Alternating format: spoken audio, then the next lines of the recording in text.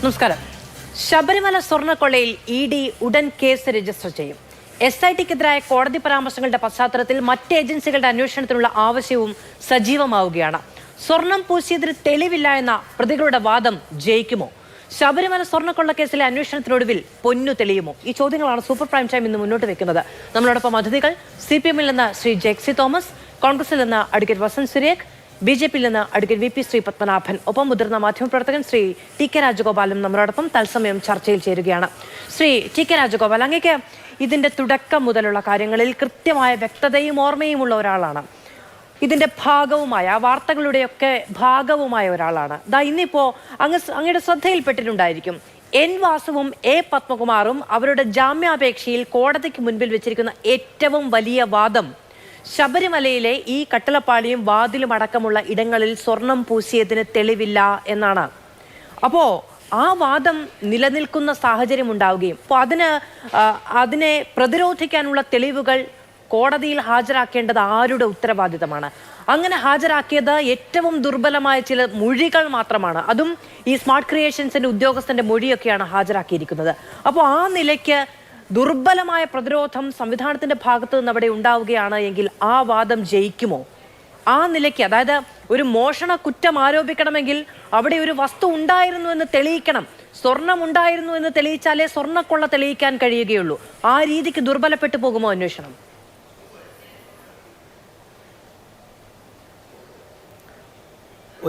ഒരിക്കലുമില്ല മാധു, ഒരിക്കലും അങ്ങനെ സംഭവിക്കുകയില്ല.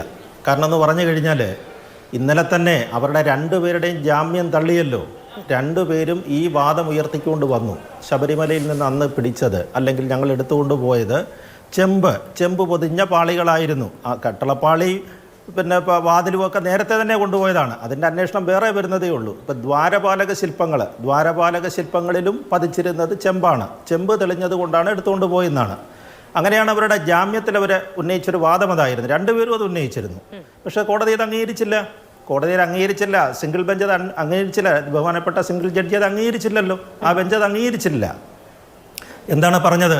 അങ്ങനെ ഉണ്ടായിരുന്നെങ്കിൽ അവരുടെ ആ വാദം നിലനിൽക്കുമായിരുന്നുവെങ്കിൽ തീർച്ചയായിട്ടും അവർക്ക് ജാമ്യം കിട്ടിയേനെ. അതായത് ശ്രീ TK രാജഗോപാൽ, ഇപ്പോ കോടതിക്ക് മുൻപാകെ ആ ജാമ്യത്തിന് വേണ്ടി അങ്ങനെ ഒരു വാദം മുന്നോട്ട് വെക്കുന്നു. അത് ജാമ്യത്തിന്റെ വാദത്തിലാണ് കോടതി അംഗീകരിക്കാത്തത്. ഞാൻ ചോദിക്കുന്നത്, ഇതിന്റെ ഒരു ബേസിക് കേസ് ഉണ്ടല്ലോ, സ്വർണ്ണക്കൊള്ള എന്ന് പറയുന്ന കേസുണ്ടല്ലോ, അതിലെ വാദത്തിലേക്ക് വരുമ്പോൾ ഈ ജാമ്യം എന്നൊക്കെ പറയുന്നതിൽ കുറേയൊക്കെ കോടതിയുടെ വിവേചനാധികാരം കൂടി ഉൾക്കൊള്ളും എന്ന് നമ്മൾ വിചാരിക്കുകയാണെങ്കിൽ, പക്ഷെ കേസിന്റെ സമയത്ത് അവിടെ തെളിവുകൾ തന്നെയാണ് വേണ്ടത്. 98-ൽ സ്വർണം പതിപ്പിച്ചു എന്നതിന് എന്തെങ്കിലും തെളിവ് കൈവശമുണ്ട് എങ്കിൽ അത് പ്രൊഡ്യൂസ് ചെയ്യുക എന്ന് പറയുന്നത് വളരെ സ്വാഭാവികമായി സംഭവിക്കുന്ന ഒന്നാണ്. അത് പ്രൊഡ്യൂസ് ചെയ്യപ്പെട്ടില്ല എന്നാൽ അതിന് തെളിവില്ല എന്നുള്ളതാണോ മനസ്സിലാക്കേണ്ടത്? ഒരിക്കലുമല്ല മധു. അത് കാരണം എന്ന് പറഞ്ഞാൽ 98-ൽ വിജയ് മല്യയാണ് ഇത് കൊടുക്കുന്നത്. വിജയ് മല്യ ഇന്ത്യയിലെ അന്നത്തെ ഏറ്റവും വലിയ ബിസിനസ്സുകാരനായിരുന്നു. അദ്ദേഹം 30.3 കിലോ സ്വർണവും 1900 കിലോ ചെമ്പും അവിടെ കൊടുക്കണമെന്നുണ്ടെങ്കിൽ അതിനൊന്നും കണക്കും വയ്ക്കാതെ ഒന്നും കൊടുക്കുകയല്ല അവർ. നമുക്കറിയാമല്ലോ, ഒരു ബിസിനസ്സുകാരൻ അങ്ങനെ ഒരു വഴിപാട് അവിടെ സമർപ്പിക്കുകയാണെങ്കിൽ. അപ്പോൾ UB ഗ്രൂപ്പിൻ്റെ വളരെ കൃത്യമായ കണക്കുണ്ട്. അവരുടെയിൽ വളരെ കൃത്യമായ കണക്കുണ്ട്. 11 സ്ഥലങ്ങളിലാണ് അവർ സ്വർണം പതിപ്പിച്ചിരിക്കുന്നത്, സ്വർണ്ണപ്പാളികൾ പതിപ്പിച്ചിരിക്കുന്നത്. ശബരിമലയിലെ പ്രധാനപ്പെട്ട 11 ഭാഗങ്ങൾ. അത് സമയത്തിൻ്റെ ഇതുകൊണ്ട് ഞാനത് കൂടുതൽ വിശദീകരിക്കുന്നില്ല എവിടെയൊക്കെയാണെന്നുള്ളത്. കൃത്യമായിട്ട് അവർ പറയുന്നുണ്ട്. 30.3 കിലോ 11 പതിപ്പിച്ചിട്ടുണ്ട്. സ്വർണം പതിപ്പിച്ച ശ്രീകോവിൽ ഇന്ന് സമർപ്പിക്കും എന്ന മാതൃഭൂമിയുടെ വാർത്തയടക്കം ആ ചിത്രമടക്കമുള്ള കാര്യങ്ങളൊക്കെ പുറത്തു കൊണ്ടുവന്നതും അത് ജനങ്ങളുടെ ശ്രദ്ധയിലേക്ക് കൊണ്ടുവന്നതും ഒക്കെ നമ്മൾ തന്നെയാണ്. ഇത് അങ്ങനെ നടന്നിട്ടില്ല എന്നല്ല ഞാൻ പറയുന്നത്.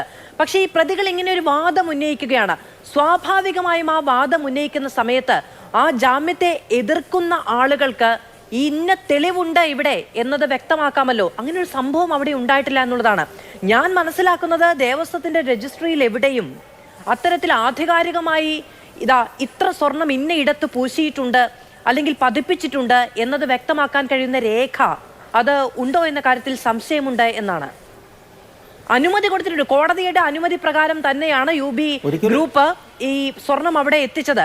പക്ഷെ അത് ഇന്നയിടത്ത് ഇത്ര കിലോ സ്വർണം വീതമാണ് പതിപ്പിച്ചിരിക്കുന്നത് എന്നത് സംബന്ധിച്ച ആധികാരികമായ രേഖ അന്നു തന്നെ മിസ്സിംഗ് ആണോ എന്നൊരു ചോദ്യമാണ് ഉണ്ടാകുന്നത്.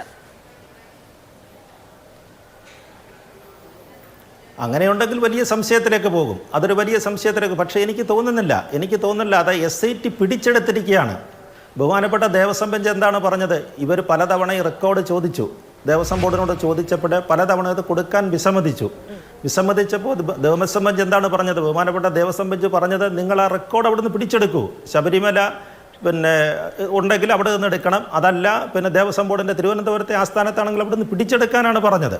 വിജിലൻസ് റിപ്പോർട്ടും ആ തരത്തിൽ സ്വാധീകരിച്ച് തന്നെ വന്നിട്ടുണ്ട്. ദേവസ്വം വിജിലൻസിൻ്റെ റിപ്പോർട്ടും അത്തരത്തിൽ സ്വാധീകരിച്ച് വന്നിട്ടുണ്ട്. അപ്പോൾ ദേവസ്വം ചീഫ് എഞ്ചിനീയറാണ് ഒപ്പിട്ടിരിക്കുന്നത്. ദേവസ്വം ചീഫ് എഞ്ചിനീയറും UB ഗ്രൂപ്പും തമ്മിലാണ് ആ കരാറുണ്ടായിരിക്കുന്നത്. അപ്പോൾ രേഖ അവിടെ ഉണ്ടാകാതിരിക്കാൻ വഴിയില്ല. ഒരു പക്ഷേ അത് മാറ്റിവെക്കുകയോ അല്ലെങ്കിൽ എന്തെങ്കിലും തരത്തിലുള്ള കൃത്രിമം കാണിക്കാൻ വേണ്ടി എന്തെങ്കിലും ചെയ്തിട്ടുണ്ടോ എന്ന് അറിഞ്ഞുകൂടാ. പക്ഷേ ഇതിൻ്റെ ആധികാരികത നമുക്ക് അറിയണമെന്നുണ്ടെങ്കിൽ ഈ തെളിവുകളെല്ലാം കോടതിയുടെ മുമ്പിലാണ്. ബഹുമാനപ്പെട്ട കോടതിയാണ് അതെല്ലാം പരിശോധിക്കുന്നത്. അപ്പോൾ അതുകൊണ്ട് അത് പുറത്തു വന്നെങ്കിൽ മാത്രമേ നമുക്ക് അറിയത്തുള്ളൂ. ഇപ്പോൾ ഇത് അറിയാവുന്ന രണ്ട് ആളുകൾ SITക്ക് അറിയാം, അതല്ലെങ്കിൽ ദേവസ്വം ബെഞ്ചിനെ അറിയാം. ഈ രണ്ടുകൾ അറിയാനൊക്കത്തുള്ളൂ. അതിനേക്കാട്ടിൽ വലിയൊരു തെളിവ് പുറത്തു വരാനുണ്ട്. കാരണം ഈ പാളികളുടെ എല്ലാം സാമ്പിൾ എടുത്തു കഴിഞ്ഞു. ഈ പാളികളുടെ എല്ലാം സാമ്പിള് ഇവർ കൊണ്ടുപോയിരിക്കുന്ന സകല വസ്തുക്കളുടെയും സാമ്പിൾ ദേവസ്വം SIT എടുത്തിട്ടുണ്ട്. ശബരിമല സന്നിധാനത്ത് അന്ന് വൃശ്ചികം 1-ാം തീയതി നട തുറന്ന സമയത്ത് ഉച്ചയ്ക്ക് ശേഷാനുവാദി കൊടുത്തിട്ട് അവരെടുത്തിട്ടുണ്ട് സാമ്പിള്. ഈ കൊണ്ടുപോയതൊക്കെ ഒറിജിനലാണോ എന്നുള്ളത് പരിശോധിക്കാൻ സാമ്പിൾ എടുത്തു. അതോടൊപ്പം തന്നെ അവിടെ ഉണ്ടായിരുന്നൊരു ശബരിമല ശ്രീകോവിലിൻ്റെ വടക്ക് പടിഞ്ഞാറ് വശത്തുള്ളൊരു വാതിൽ അതവർ കട്ടള കൊണ്ടുപോയിട്ടില്ല, അതിൻ്റെയും സാമ്പിൾ എടുത്തിട്ടുണ്ട്. അപ്പോൾ അതിൻ്റെ മാറ്റ് കൃത്യമായിട്ട് അറിയാൻ പറ്റും ഇവർ കൊണ്ടുപോയത് തന്നെയാണോ തിരിച്ചു കൊണ്ടുപോകുന്നെന്നുള്ളത്. അതിൻ്റെ റിപ്പോർട്ട് വന്നു കാണണം. കാരണം VSSയിൽ അതിൻ്റെ പരിശോധന തുടങ്ങിയിട്ട് ഏതാണ്ട് 1 മാസം കഴിഞ്ഞു. ആ 1 മാസം കഴിഞ്ഞ സ്ഥിതിക്ക് തീർച്ചയായിട്ടും അതിൻ്റെ റിപ്പോർട്ട് വന്നു കാണും. റിപ്പോർട്ട് വന്നു കഴിഞ്ഞാൽ കൃത്യമല്ലേ, വളരെ കൃത്യമല്ലേ, എവിടെയൊക്കെ എത്രയൊക്കെ ഉണ്ടെന്നുള്ളതും സ്വർണത്തിൻ്റെ മാറ്റം തിരിച്ചറിയാൻ പറ്റും. അത് കോടതിയുടെ രേഖകളുമായിട്ട് പരിശോധിച്ച് നോക്കുമ്പോൾ കോടതിയിലിരിക്കുന്ന ബഹുമാനപ്പെട്ട ദേവസ്വം ബെഞ്ചിലിരിക്കുന്ന രേഖകൾ SITയുടെ റിപ്പോർട്ടുമായിട്ട് ഇതിനെ താരതമ്യം ചെയ്ത് നോക്കുമ്പോൾ വളരെ കൃത്യമായിട്ട് അറിയാൻ പറ്റും. അങ്ങനെയൊന്നും രക്ഷപ്പെടാനൊക്കത്തില്ല. ശാസ്ത്രീയ പരിശോധനാ റിപ്പോർട്ട് ഇതിൽ ഏറ്റവും നിർണായകമാണ്. ഇപ്പോഴവിടെയുള്ള ഈ പറയുന്ന കട്ടിളപ്പാളിയിലോ അല്ലെങ്കിൽ ദ്വാരപാലക ശില്പത്തിലോ ഒക്കെ പതിപ്പിച്ചിരിക്കുന്ന സ്വർണത്തിന് കേവലം 2019 മുതൽ ഇങ്ങോട്ടുള്ള കാലപ്പഴക്കമേ ഉള്ളൂ എന്നതടക്കമുള്ള കാര്യങ്ങൾ പരിശോധിക്കപ്പെടേണ്ടതും അതുമായി ബന്ധപ്പെട്ട വിവരങ്ങൾ പുറത്തു വരേണ്ടതുണ്ട്. അതിലൊക്കെ നമുക്ക് ആകാംക്ഷയുണ്ട്, അതിലൊക്കെ നമുക്ക് ആശങ്കയുണ്ട്. പക്ഷേ 2 പ്രതികളും ഏറ്റവും കൃത്യമായി കോടതിക്ക് മുന്നിൽ വെച്ചിരിക്കുന്ന ഒരു വാദം എന്ന് പറയുന്നത് ഈ 98 അവിടെ സ്വർണം പതിപ്പിച്ചതിന് തെളിവില്ല എന്നുള്ളതാണ്. ഞാൻ ആവർത്തിച്ചു പറയുന്നു, കോടതിയുടെ അനുമതിയോടുകൂടി തന്നെ UB ഗ്രൂപ്പും ദേവസ്വം ബോർഡും തമ്മിലുള്ള ആശയവിനിമയത്തിന്റെ പശ്ചാത്തലത്തിൽ ഇത്ര സ്വർണം ചെലവഴിക്കുന്നതടക്കമുള്ള രേഖകളുണ്ട്. ഇതെല്ലാം ശരിയാണ്. മാത്രമല്ല ഈ സ്വർണം പതിപ്പിച്ച ശ്രീകോവിൽ അത് സമർപ്പിക്കുന്നു എന്നൊരു വലിയ ചടങ്ങ് അവിടെ നടക്കുന്നുണ്ട്. അവിടെ UB ഗ്രൂപ്പിന്റെ ചെയർമാൻ വിജയ് മല്യ അന്നത്തെ ദിവസം അവിടേക്ക് വരുന്നുണ്ട്. വാർത്താ സമ്മേളനത്തിലൂടെ മാധ്യമങ്ങളെ ഇത് അറിയിക്കുന്ന മാധ്യമങ്ങൾ അവിടേക്ക് ചെല്ലുന്നുണ്ട്. അങ്ങനെ ഒരു സംഭവം ഉണ്ടായിട്ടില്ല എങ്കിൽ സ്വാഭാവികമായും നിങ്ങളോട് ഇത് ആരാണ് പറഞ്ഞത് ഇങ്ങനെ ഒരു സംഭവം ഇവിടെ നടക്കുന്നില്ല എന്നത് പറയേണ്ടതുമാണ്. പക്ഷെ അന്നതൊന്നും ഉണ്ടായിട്ടില്ല. പക്ഷേ മഹസറുകളിലോ രജിസ്റ്ററുകളിലോ ഒന്നും അത് രേഖപ്പെടുത്തി വെച്ചിട്ടില്ലേ എന്നൊരു ചോദ്യം സംശയാസ്പദമായി നിൽക്കുന്നത് ഈ പ്രതികളുടെ ഈ വാദത്തെ ഖണ്ഡിക്കാൻ അത്തരം രേഖകൾ ഹാജരാക്കപ്പെട്ടിട്ടില്ല നിലവിൽ എന്നുള്ള വാർത്ത പുറത്തു വന്നപ്പോഴാണ് ഞാൻ അങ്ങിലേക്ക് വരാം. ഒരു വ്യക്തതയ്ക്ക് വേണ്ടി പറഞ്ഞു എന്നേ ഉള്ളൂ. ശ്രീ ജെയ്സി തോമസ്, ഇപ്പോൾ കോടതിയുടെ ഭാഗത്ത് നിന്ന് അത് ജാമ്യം പരിഗണിച്ച ഒരു ബെഞ്ചിൽ നിന്നാണ് എന്നിരുന്നാൽ പോലും ഇപ്പോഴത്തെ അന്വേഷണ ഏജൻസിക്കെതിരെ ചില ചോദ്യങ്ങൾ ഉയരുമ്പോൾ ഇന്നലെ തന്നെ പ്രതിപക്ഷ നേതാവ് പറഞ്ഞത് ഞങ്ങൾ പറഞ്ഞതെല്ലാം ശരിയായി എന്നാണ്. അതായത് സർക്കാരിന് കീഴിലുള്ള ഉദ്യോഗസ്ഥർ, ആഭ്യന്തര വകുപ്പിന് കീഴിലുള്ള ഉദ്യോഗസ്ഥർ അന്വേഷിച്ചാൽ ഇങ്ങനെ വരികയുള്ളൂ എന്ന് പ്രതിപക്ഷം എങ്ങനെ പറഞ്ഞോ അങ്ങനെ തന്നെ വന്നിരിക്കുന്നു എന്നുള്ളതാണ്. മറ്റ് അന്വേഷണ ഏജൻസികളുടെ ഇപ്പോൾ EDയുടെ അന്വേഷണം അത് സാമ്പത്തിക കാര്യവുമായി ബന്ധപ്പെട്ട് നടക്കും. പക്ഷേ ഗൂഢാലോചന അടക്കം സ്വർണ്ണക്കൊള്ള അടക്കമുള്ള കാര്യങ്ങളിൽ മറ്റ് അന്വേഷണ ഏജൻസികളുടെ ഇടപെടൽ വേണമെന്ന ആവശ്യം കൂടുതൽ ശക്തമാവുകയാണ് കോടതി പരാമർശത്തോടുകൂടി. എങ്ങനെ കാണുന്നു അതിനെ? യഥാർത്ഥത്തിൽ ഇന്നത്തെ ഈ അറസ്റ്റ് ഇപ്പോൾ ഇന്നലെ അങ്ങയുടെ ചോദ്യത്തിൽ തന്നെ ഭാഗികമായി ഇന്ന് സൂചിപ്പിച്ചു. പക്ഷേ നിർഭാഗ്യവശാൽ ഇന്നലെ ഹൈക്കോടതി പരാമർശം വന്നതിന് ശേഷം എനിക്ക് തോന്നുന്നു നമ്മുടെ ബഹുമാന്യനായ മാധ്യമപ്രവർത്തകൻ ശ്രീ രാജഗോപാൽ ഇന്നലെ 1-2 മാധ്യമങ്ങളിൽ സഹപാനലിസ്റ്റായി ഇത്തരം ചർച്ചകളിൽ ഉണ്ടായിരുന്നു. പക്ഷേ ഇന്നലത്തെ മഹാഭൂരിപക്ഷം വരുന്ന മാധ്യമ ചർച്ചകളുടെ ഒരു പ്രത്യേകത, അവരാകെ പ്രസരിപ്പിക്കാൻ ശ്രമിച്ചത് ഈ അന്വേഷണ സംഘത്തിൻ്റെ മേൽനോട്ട ചുമതലയുള്ള കോടതി തന്നെയാണ് ഇത്തരമൊരു പരാമർശം നടത്തിയിട്ടുള്ളത്.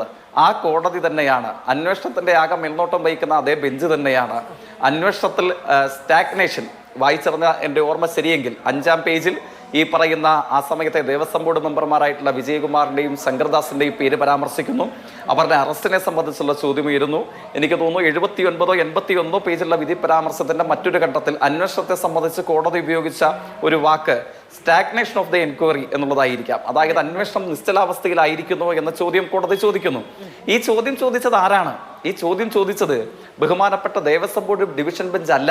അതായത് ഇത്രയും കാലം SITയുടെ അന്വേഷണ റിപ്പോർട്ടുകളെ സംബന്ധിച്ച്, അങ്ങ് തന്നെ സൂചിപ്പിച്ച അന്വേഷണത്തിന്റെ വിവിധ ഘട്ടങ്ങളെ സംബന്ധിച്ച്, ഈ പറയുന്ന പ്രമുഖരും പ്രസിദ്ധരുമായിട്ടുള്ളവരുടെ അറസ്റ്റ് രേഖപ്പെടുത്തിയതിനെ സംബന്ധിച്ച്, അറസ്റ്റിൽ സൂക്ഷിക്കേണ്ടതും അന്വേഷണത്തിന്റെ പുരോഗതിയെ സംബന്ധിച്ച് മാധ്യമങ്ങളുടെ മുമ്പാകെ സൂക്ഷിപ്പിക്കേണ്ട രഹസ്യ സ്വഭാവത്തെയൊക്കെ സംബന്ധിച്ചും വളരെ കൃത്യമായ നിഷ്കർഷതയോടുകൂടെ പെരുമാറി സമഗ്രമായ മേൽനോട്ട ചുമതല വഹിക്കുന്ന ദേവസ്വം ബോർഡ് ഡിവിഷൻ ബെഞ്ച് ഇതുവരെ നമ്മുടെ പബ്ലിക് ഡൊമൈന് മുമ്പിൽ SITയുടെ അന്വേഷണത്തെ സംബന്ധിച്ച് അതൃപ്തികരമായ അല്ലെങ്കിൽ വിയോജിപ്പിന്റെ ഒരു തലം ഇതുവരെ പറഞ്ഞിട്ടില്ല എന്നുള്ളതാണ് യാഥാർത്ഥ്യം.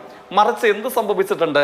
അങ്ങയുടെ ചോദ്യത്തിൽ സൂചിപ്പിച്ചതുപോലെ ഹൈക്കോടതിയുടെ ജാമ്യാപേക്ഷ പരിഗണിച്ച മറ്റൊരു ബെഞ്ച് അത്തരം ചില പരാമർശങ്ങൾ, പ്രയോഗങ്ങൾ നടത്തിയിട്ടുണ്ട്.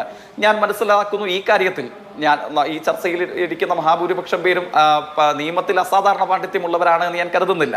പക്ഷെ നിയമത്തിൽ ഇത്തരം കാര്യങ്ങളിൽ അസാധാരണ പാണ്ഡിത്യം അവകാശപ്പെടാനുള്ള വിപുലമായ അനുഭവ ലോകമുള്ള വളരെ സീനിയർ മോസ്റ്റ് ആയിട്ടുള്ള ലീഗൽ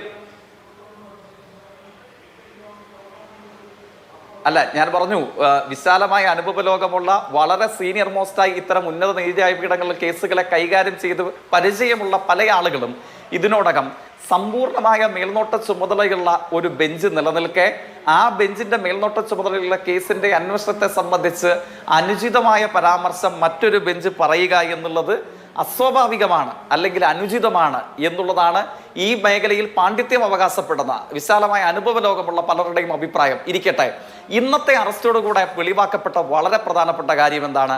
ഇന്നത്തെ അറസ്റ്റോടുകൂടെ തുറന്നു കാട്ടപ്പെട്ടത് ഏറെക്കുറെ കേരളത്തിലെ പ്രതിപക്ഷമാണെന്ന് ഞങ്ങൾക്ക് പറയേണ്ടതായിട്ട് വരും. എന്തുകൊണ്ടാണ്?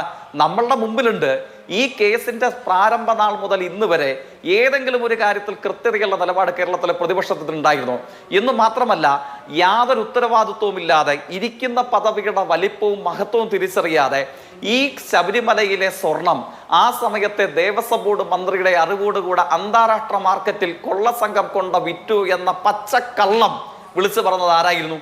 വിളിച്ചു പറഞ്ഞത് കേരളത്തിന്റെ പ്രതിപക്ഷ നേതാവാണ്.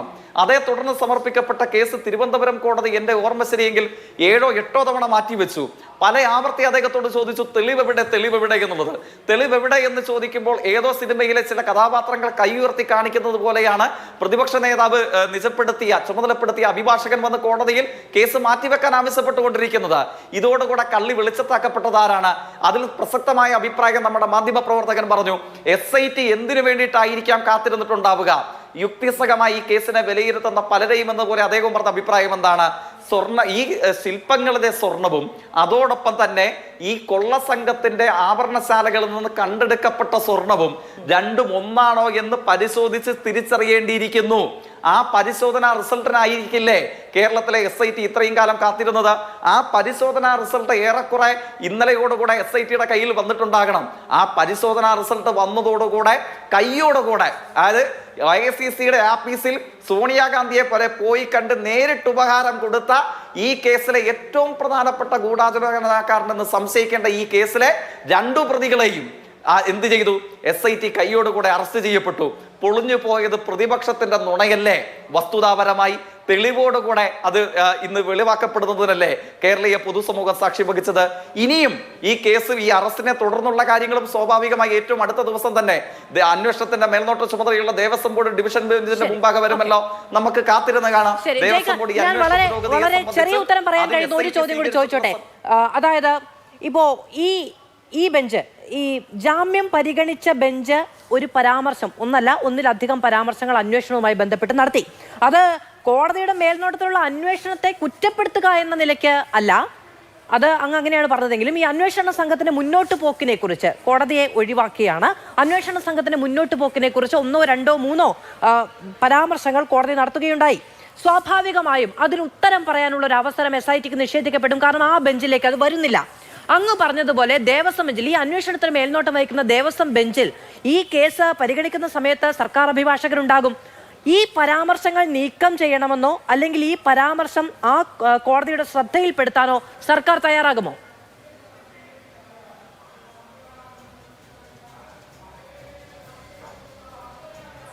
എനിക്ക് അങ്ങയുടെ ചോദ്യത്തിന്റെ അവസാന ഭാഗം കേൾക്കുന്നുണ്ടായിരുന്നില്ല.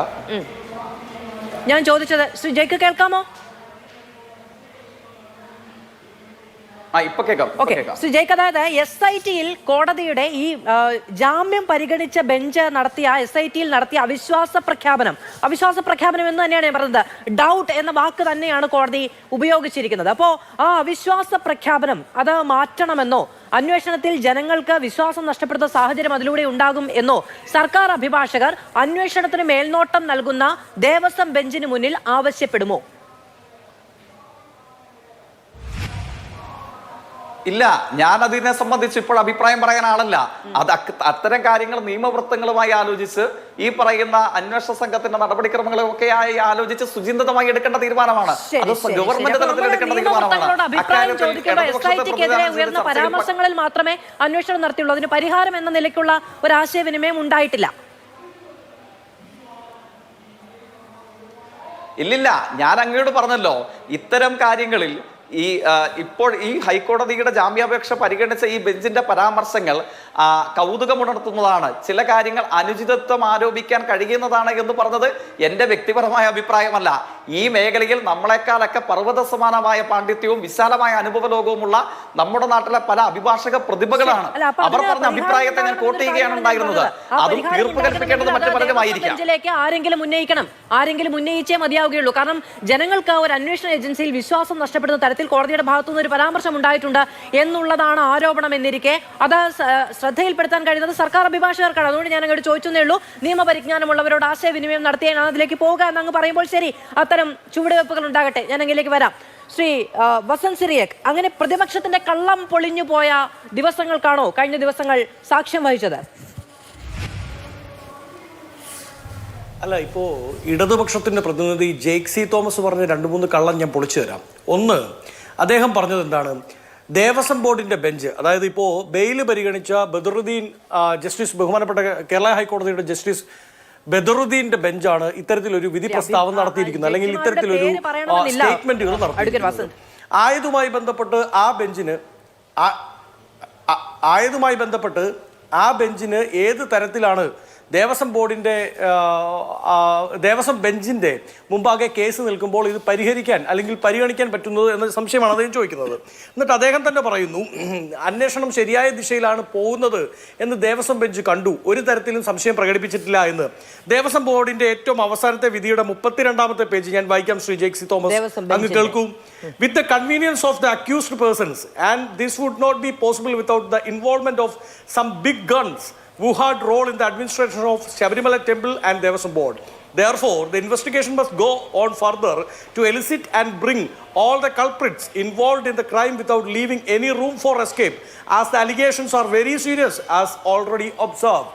അതായത് ഇതാ ചില ബിഗ് ഗൺസ്, വലിയ മീനുകൾ ഇനിയും പിടിക്കപ്പെടാനുണ്ടെന്നും ഈ ഇൻവെസ്റ്റിഗേഷൻ മുമ്പോട്ട് പോയാൽ മാത്രമേ ആ മീനുകളെ പിടിക്കാൻ സാധിക്കുകയുള്ളെന്നും, ഇപ്പോൾ നിങ്ങൾ പോകുന്നത് ഈ ചെറിയ മീനുകളെ പിടിച്ച്, പരൽ മീനുകളെ പിടിച്ച് നിങ്ങൾ സംതൃപ്തി അടയേണ്ട എന്നും, ആഴങ്ങളിലേക്ക് പോയി വലയിട്ട് അവിടെ നിന്ന് സ്രാവിനെയും തിമിംഗലത്തെയൊക്കെ പിടിച്ചോണ്ട് വരണമെന്നാണ് ഏറ്റവും അവസാനമായി ദേവസ്വം ബോർഡിന്റെ ബെഞ്ച് വിധി പ്രസ്താവത്തിന്റെ 32ാമത്തെ പേജിൽ പറഞ്ഞു വെച്ചിരിക്കുന്ന ജെയ്സി തോമസ്. അതുകൊണ്ട് തന്നെ ദേവസ്വം ബോർഡിന്റെ ബെഞ്ചിന് സംശയമുണ്ട് ഇല്ല എന്ന ഞാനൊരു സംശയം ചോദിക്കട്ടെ വസന്ത്. അത് ഡിസംബർ 5-ാം തീയതി വന്ന 4ാം പ്രതിയുടെ ജാമ്യാപേക്ഷയുമായി ബന്ധപ്പെട്ട ഓർഡറിന്റെ കാര്യമാണോ അങ്ങ് പറയുന്നത്? അല്ല, ദേവസ്വം ബെഞ്ചിന്റെ ഏറ്റവും അവസാനത്തെ വിധി ഞാൻ അതാണ് വായിച്ചു കേൾപ്പിച്ചത്. അതായത് എസ് ശ്രീകുമാറിന്റെ ജാമ്യാപേക്ഷയുമായി ബന്ധപ്പെട്ടത്. അല്ല, അല്ലല്ല, അതിനു മുമ്പ് ദേവസ്വം അല്ല, അതിലും പറയുന്നുണ്ട് ബിഗ് ഗൺസ്. എന്തിനേറെ പറയുന്നു, ഇപ്പോൾ മാധു ഈ ചർച്ചയുടെ തുടക്കത്തിൽ വായിച്ച ഈ ജാമ്യാപേക്ഷയുമായി ബന്ധപ്പെട്ട ഇന്നലെ വന്ന വിധിയുണ്ടല്ലോ, അതിലേതാണ്ട് 84 പേജിൽ 9 തവണയാണ് ഈ ബിഗ് ഗൺസ് എന്ന വാക്ക് ഉപയോഗിക്കുന്നത്. അതായത് വലിയ തോക്കുകൾ ഇനിയും പിടിക്കപ്പെടാനുണ്ടെന്ന് അത് ഏത് ബെഞ്ചാണെങ്കിലും ബഹുമാനപ്പെട്ട കേരളത്തിന്റെ ഹൈക്കോടതി കാണുകയാണ്. അതുകൊണ്ടാണല്ലോ അത്തരത്തിലുള്ള സംശയം മുമ്പോട്ട് വെക്കുകയും ഈ അന്വേഷണം ആ ദിശയിലേക്ക് പോകണം എന്ന് പറയുകയും ചെയ്യുന്നത്. ഇനി രണ്ടാമത് പ്രധാനപ്പെട്ട ഒരു കാര്യമുണ്ട്. അങ്ങ് ചോദിക്കുന്ന ഒരു കാര്യം എന്താണ്, ഈ പറയുന്ന സ്വർണം അവിടെ പതിപ്പിച്ചിട്ടുണ്ടോ, അല്ലെങ്കിൽ സ്വർണ്ണപ്പാളികളാണോ അതോ ഇനി ഈ പറയുന്ന പത്മകുമാറിന്റെയും മുരാരി ബാബുവിന്റെയും എൻ വാസുവിന്റെയും ഒക്കെ വാദം കണക്ക് അത് വെറും ചെമ്പു മാത്രമായിരുന്നോ എന്ന ചോദ്യമാണല്ലോ.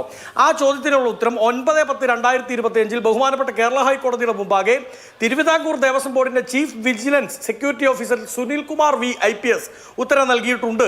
അതേതാണ്ട് 55 പേജ് അടങ്ങുന്ന അന്വേഷണ റിപ്പോർട്ടാണ്. ആ റിപ്പോർട്ടിൽ പറയുന്നത് UV ഗ്രൂപ്പും ബഹുമാനപ്പെട്ട അന്നത്തെ ദേവസ്വം ബോർഡുമായി എഗ്രിമെന്റിൽ ഏർപ്പെട്ടിരുന്നു. അങ്ങനെ എഗ്രിമെന്റിൽ ദേവസ്വം ബോർഡിന് വേണ്ടി ചീഫ് എഞ്ചിനീയർ ശ്രീ രവികുമാറും UV ഗ്രൂപ്പിന് വേണ്ടി executive vice president Shri AK Ravi നെടുങ്ങാടിയുമാണ് പങ്കെടുത്തത്. എന്നിട്ടൊരു ടേബിൾ അവതരിപ്പിച്ചിരിക്കുകയാണ് ബഹുമാനപ്പെട്ട ദേവസ്വം വിജിലൻസ്. അതായത് ഇത്രമാത്രം സ്വർണ്ണമാണ് അവിടെ എത്തിച്ചത്. അത് ഏതൊക്കെയാണ്? ഒന്ന്, 22/5/1998 11.664 കിലോഗ്രാം സ്വർണം, 12/6/1998 11.665 കിലോഗ്രാം സ്വർണം, 18/7/1998 7 കിലോഗ്രാം സ്വർണം, അതായത് ടോട്ടൽ 30.329 കിലോഗ്രാം സ്വർണം എത്തിച്ചുവെന്നും 50ഓളം വരുന്ന UV ഉദ്യോഗസ്ഥർ അവിടെ തമ്പടിച്ചാണ് ഈ പ്രവർത്തികൾ ചെയ്തതെന്നും ബഹുമാനപ്പെട്ട ദേവസ്വം വിജിലൻസ് തന്നെ ഹൈക്കോടതിയുടെ മുമ്പാകെ റിപ്പോർട്ട് നൽകിയിട്ടുണ്ട്. ഇനി അങ്ങ് സൂചിപ്പിക്കുന്നത് പോലെ ഇപ്പോൾ നോക്കൂ, ഈ എനിക്കൊന്ന് ചർച്ചയിൽ പങ്കെടുക്കുന്ന മാധ്യമപ്രവർത്തകൻ അന്ന് മാതൃഭൂമിയുടെ അവിടുത്തെ റിപ്പോർട്ടർ തന്നെയായിരുന്നു എന്ന് തോന്നുന്നു. അന്നത്തെ മാധ്യമങ്ങൾ എല്ലാവരും തന്നെ പ്രത്യേക ക്ഷണിതാക്കളായി ഈ ചടങ്ങിൽ പങ്കെടുത്തിട്ടുണ്ട്. UV ഗ്രൂപ്പിന്റെ പ്രസ് റിലീസ് ഉണ്ട്, ദേവസ്വം ബോർഡിന്റെ പ്രസ് റിലീസ് ഉണ്ട്. ഇനി ഇവർ പറയുന്ന വാദം അംഗീകരിച്ചു എന്നിരിക്കട്ടെ മാധു, അതായത് അത് ചെമ്പായിരുന്നു, UV ഗ്രൂപ്പ് അവിടെ നമുക്ക് എല്ലാവർക്കും പട്ടാപ്പകൽ പോലെ അറിയാവുന്ന വ്യക്തതയുള്ള കാര്യങ്ങളാണ്. പക്ഷേ ഇതിന്റെ പ്രശ്നം എന്താണ് എന്ന് പറഞ്ഞാൽ ഈ സ്വർണം പതിപ്പിച്ചത് എവിടെയൊക്കെയാണ് എന്നത് സംബന്ധിച്ച് രേഖ വേണം. അവിടുത്തെ രജിസ്ട്രിയിൽ ഇതൊക്കെ രേഖപ്പെടുത്തണം. ഇത്ര പവൻ, ഇത്ര കിലോ, ഇന്നയിടത്ത് എന്ന് രേഖപ്പെടുത്തണം. അത് രേഖപ്പെടുത്തിയിട്ടില്ല എങ്കിൽ ഇക്കാലം കൊണ്ടുണ്ടായ ഡിപ്രീസിയേഷൻ അടക്കമുള്ള കാര്യങ്ങൾ പരിഗണിച്ച് അത് ഈ കേസിന്റെ നിലനിൽപ്പിനെ തന്നെ, ഇപ്പം എൻ വാസു അത് ചോദിച്ചപ്പോൾ കോടതി തിരിച്ചു വയ്ക്കുന്നുണ്ട്, എന്നാ പിന്നെ കേസില്ലല്ലോ എന്ന്. ഇവിടെ സ്വർണം പതിപ്പിച്ചിട്ടില്ല എന്ന് എൻ വാസുവിന്റെ അഭിഭാഷകൻ കോടതിയിൽ പറയുമ്പോൾ കോടതി തിരിച്ചു വയ്ക്കുന്നുണ്ട്, എന്നാ പിന്നെ കേസില്ലല്ലോ എന്ന്. കേസിന്റെ നിലനിൽപ്പിനെയാണ് ചോദ്യം ചെയ്യുന്നത്. ആ നിലനിൽപ്പിനെ ചോദ്യം ചെയ്യാതിരിക്കാൻ തിരികെ അതിന് ഓപ്പോസിറ്റായി വെക്കേണ്ടത് ദേവസ്വം ബോർഡിന്റെ രേഖകളാണ്. ആ രേഖകൾ ഇന്നില്ലെങ്കിൽ ആരോട് ചോദിക്കും?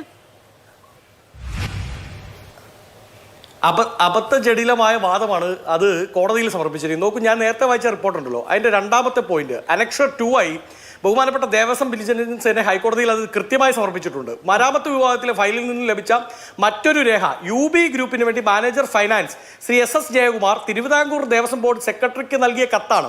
ആ കത്തിൽ വളരെ കൃത്യമായി 1 തൊട്ട് 9 വരെ പോയിന്റ് ചെയ്ത് ഇത് റൂഫ് ഓഫ് ദ ശ്രീകോവിലിന്റെ റൂഫ് 15 കിലോഗ്രാം സ്വർണം, റെയിൻ ഗട്ടർ 11.55 കിലോഗ്രാം സ്വർണം, സ്റ്റോറി ഓഫ് ലോർഡ് അയ്യപ്പ എന്ന് തുടങ്ങി 9 സ്ഥലങ്ങൾ, ആ 2 ദ്വാരപാലകാസ് in front of the sreekovil 1.56 kilogram സ്വർണം തുടങ്ങി 30 കിലോഗ്രാം സ്വർണം എങ്ങനെയാണ് എവിടെയൊക്കെയാണ് പതിപ്പിച്ചതെന്ന് അനക്ഷർ 2 ബഹുമാനപ്പെട്ട കേരള ഹൈക്കോടതിയുടെ ദേവസ്വം ബെഞ്ചിന്റെ മുമ്പാകെ ദേവസ്വം വിജിലൻസ് തന്നെ സമർപ്പിച്ചിട്ടുണ്ട്. ഇനി മറ്റൊരു വാദം ഞാൻ പറയാം. ഇതെല്ലാം ടെക്നിക്കാലിറ്റീസ് ആണല്ലോ. ഈ ടെക്നിക്കാലിറ്റി അംഗീകരിച്ചു എന്നിരിക്കട്ടെ, അംഗീകരിച്ചിരുന്നുവെങ്കിൽ ഇന്നലെ ദ്വാരപാലക പാളി വരെയുള്ളതുണ്ട് വസന്ത്. അതിനപ്പുറത്ത് കട്ടിളപ്പാളിയും വാതിലും അടക്കമുള്ള കാര്യങ്ങൾ, അവിടെയാണ് ഈ കേസുകൾ നിൽക്കുന്നത്. ദ്വാരപാലക ശില്പം ശരിയാണ്, കേസിൽ ഉൾപ്പെടുന്നുണ്ട്. അതിനപ്പുറത്ത് കട്ടിളപ്പാളിയും വാതിലും അടക്കമുള്ള കാര്യങ്ങൾ എവിടെയൊക്കെ പതിപ്പിച്ചു എന്നത് ഇത് നോക്കൂ, നമുക്കിതിൽ ആർക്കും സംശയമൊന്നുമില്ല. പക്ഷെ അതിന് രേഖയുണ്ടായില്ലെങ്കിൽ കേസ് ദുർബലപ്പെടുമോ എന്നുള്ളതാണ് ക്വസ്റ്റ്യൻ. അങ്ങനെ രേഖയുണ്ട് എങ്കിൽ, ആ രേഖകൾ പിടിച്ചെടുത്തിട്ടുണ്ട് എങ്കിൽ ജാമ്യാപേക്ഷയുമായി ബന്ധപ്പെട്ട വാദം വരുമ്പോൾ അത് പ്രൊഡ്യൂസ് ചെയ്യപ്പെടേണ്ടതാണ് സ്വാഭാവിക യുക്തി അനുസരിച്ച്. അതുകൊണ്ട് ആ കാര്യം ചോദിച്ചു എന്നേ ഉള്ളൂ. ഞാൻ അങ്ങേലേക്ക് വരാം. ഞാൻ ശ്രീ VP ശ്രീപത്മനാഭനിലേക്ക് പോകാൻ ഏറെ ഞാൻ ഒന്ന് ആഡ് ചെയ്തോട്ടെ. അങ്ങനെയാണെങ്കിൽ അല്ല മധു ഒന്ന് ആഡ് ചെയ്തോട്ടെ 10 സെക്കൻഡ്. അതായത് ഈ വാദം അംഗീകരിച്ച് ബഹുമാനപ്പെട്ട കേരളത്തിലെ ഹൈക്കോടതി ഇവർക്ക് ജാമ്യം അനുവദിച്ചു എന്നിരിക്കട്ടെ, അങ്ങനെയാണെങ്കിലുള്ള പ്രശ്നം ആരാണെന്ന് അറിയോ? അങ്ങനെയാണെങ്കിൽ ഇടതുപക്ഷം തന്നെയാണ് പ്രതികൂട്ടിലാവുക. അവർ ഭരിച്ച സമയത്ത് ജാമ്യമല്ല ഇവിടുത്തെ പ്രശ്നം. അല്ലല്ല, ഇവിടുത്തെ ഈ വാദം അംഗീകരിച്ചാൽ പ്രശ്നമാണ് ഞാൻ പറഞ്ഞത്. കോടതി ദേവസ്വം വിജിലൻസിനെ കൊണ്ട് അന്വേഷിപ്പിച്ച് പ്രാഥമിക വിവരങ്ങൾ എടുത്തതിന് ശേഷം കോടതിയുടെ നിർദ്ദേശപ്രകാരമാണ് ഈ കേസ് രജിസ്റ്റർ ചെയ്യുന്നത്. കോടതിക്ക് ഇതിൽ ബോധ്യമുണ്ട്. പക്ഷെ അത് ജാമ്യവുമായി ബന്ധപ്പെട്ട കാര്യങ്ങളിൽ കോടതിയുടെ വിവേചനം എന്നതിനപ്പുറത്തേക്ക് കേസ് വിസ്താരവും വാദവും വരുമ്പോൾ എങ്ങനെ അത് നിലനിൽക്കുമെന്നുള്ള ചോദ്യമാണ് ഞാൻ ചോദിച്ചത്. ഞാൻ അങ്ങയിലേക്ക് വരാം വസന്ത്. ഞാൻ ശ്രീ വി പി ശ്രീപത്മനാഭൻ ഞാൻ വരാം. ശ്രീ വി പി ശ്രീപത്മനാഭൻ, അങ്ങനെയാണെങ്കിൽ ഈ ആധികാരികമായ രേഖകളെല്ലാം ഉണ്ട് എങ്കിൽ ഈ ജാമ്യം കിട്ടിക്കോട്ടെ എന്നൊരു നിലപാടുണ്ടായോ? അല്ല, അങ്ങനെയല്ല. ഞാൻ ഇന്നലെ പങ്കെടുത്ത ചർച്ചയിൽ ദേവസ്വം ബോർഡിൻ്റെ മുൻ ഡെപ്യൂട്ടി കമ്മീഷണർ പങ്കെടുത്തിരുന്നു. മുൻ ഡെപ്യൂട്ടി കമ്മീഷണറാണ്. അപ്പം അദ്ദേഹം പറയുന്നത് ഇൻവെൻട്രി ഉണ്ട്. അതായത് ഈ ദ്വാരപാലക ശില്പങ്ങളും കട്ടിലപ്പാളികളും സ്വർണം പൂശിയതിന് ഇൻവെൻട്രി ഉണ്ട്. പറയുന്നത് ആരാണ്? ഞാൻ അദ്ദേഹത്തിൻ്റെ പേരിപ്പോൾ ഇവിടെ പറയുന്നില്ല. അദ്ദേഹം പറയുന്നത് അതിന് ഇൻവെൻട്രി ഉണ്ട്, അവിടെ റെക്കോർഡുണ്ട്, അവിടെ രജിസ്റ്ററിൽ അത് എൻട്രി ചെയ്തിട്ടുണ്ട്, അത് ഇവർ തമ്മിലുള്ള കരാറിൽ അത് പറഞ്ഞിട്ടുണ്ട്, അത് പ്രകാരം ഇത് ചെയ്തു എന്നുള്ള റിപ്പോർട്ട് തയ്യാറാക്കി, ഇൻവെൻട്രി തയ്യാറാക്കി, എവിടെയൊക്കെയാണ് സ്വർണം പൂശിയെന്നുള്ള ഇൻവെൻട്രി തയ്യാറാക്കി അവിടെ രജിസ്റ്ററിൽ എൻട്രി ചെയ്തിട്ടുണ്ട്.